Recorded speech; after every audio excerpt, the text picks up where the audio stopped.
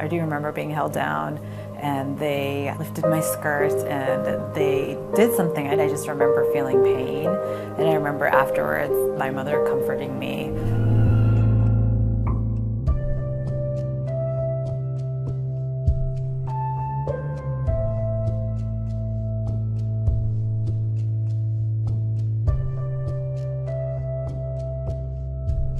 My name is Maria Taher. I'm 33 years old, and I underwent khatna, also known as female genital cutting, when I was 7 years old. Now I am a social activist trying to work to stop the practice of female genital cutting from continuing.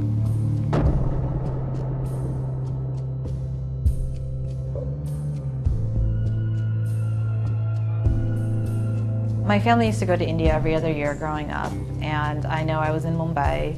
I remember being taken to an old-looking building, and then I remember being put on the ground. My dress was pulled up. Something sharp cut me.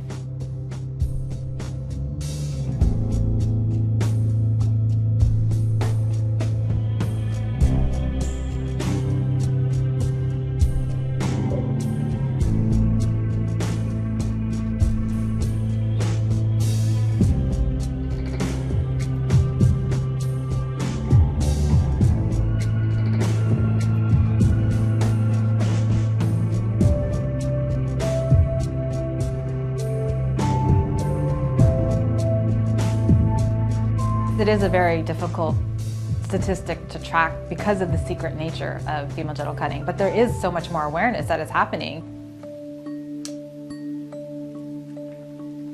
I had been talking about this issue for many years, and my name was out there in print, but I realized coming on camera would be a very different experience, not because of concerns for myself, but more so for my family, and I was worried about any potential backlash that they might face from the community that they belong to. And I felt, though, it was important to let people know that it does happen here in the United States and that it's something that I am against and it shouldn't occur. So within this last year, there has just been a lot that has been happening with female genital cutting at the global level and then at the federal level. It's definitely scary to come out with my face on camera because I don't want to be judged for having undergone female genital cutting or viewed as a victim. I helped start an organization called SEO, and its task is to help empower communities to fight against female genital cutting through education, collaboration, and community engagement. So he talked about his sister and her writing, but also what made him want to get involved and, you know, the importance of men in the movement, and his was really great.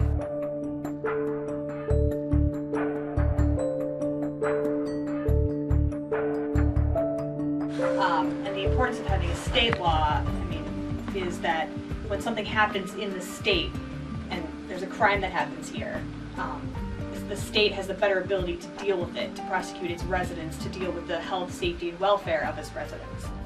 For me, there's something inherently wrong with the idea that if this is so significant, why does it have to be done in secret? I think that's the first step to social change, is bringing it out into the public. And that's what, as an activist, I've really tried to do. We really recognize that dialogue needs to begin within the communities when we're going to address any type of social norm change. And storytelling is this powerful tool that you can use to start that dialogue, start that conversation just amongst a few people at a time, and then have that grow into larger numbers as well.